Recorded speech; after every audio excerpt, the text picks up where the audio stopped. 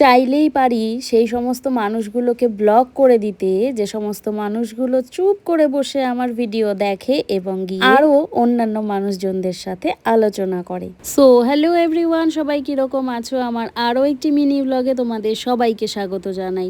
মানুষগুলো রীতিমতো অপেক্ষা করে কখন আমি আমার ব্লগগুলো দেব এবং তারা সেটা দেখে নিজেদের মধ্যে আলোচনা করবে। আলোচনা বলা ভুল, সমালোচনা করবে। বলি এত সময় কোথায় পাও গো তোমরা? আমি তো পাই না এত সময় যে অন্যকে নিয়ে সমালোচনা করব, আলোচনা করব, কে কোথায় গেল, কে কি খেলো, কে কি পড়লো, এই সমস্ত নিয়ে কথা বলার আমি একটুও সময় পাই না। যাই হোক, দিনটা ছিল রবিবার আর এই দেখো ঘুরে আসলাম একটুখানি বরের সাথে।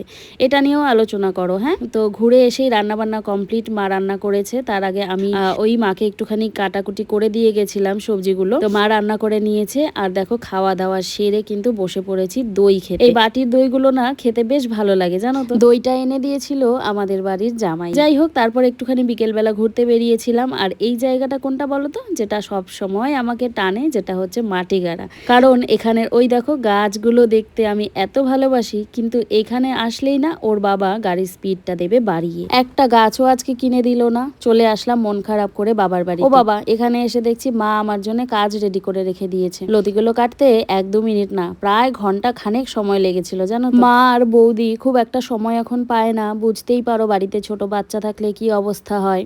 আর আমার মেয়ের কাণ্ড দেখো, এটা হচ্ছে ওর দিদার বাড়ির ফ্রিজ আর কি। এখান থেকে ও কি খাবে বলো তো? এই দেখো, এইভাবে করে কিন্তু বরফগুলো আমার মেয়ে খেয়ে নেবে।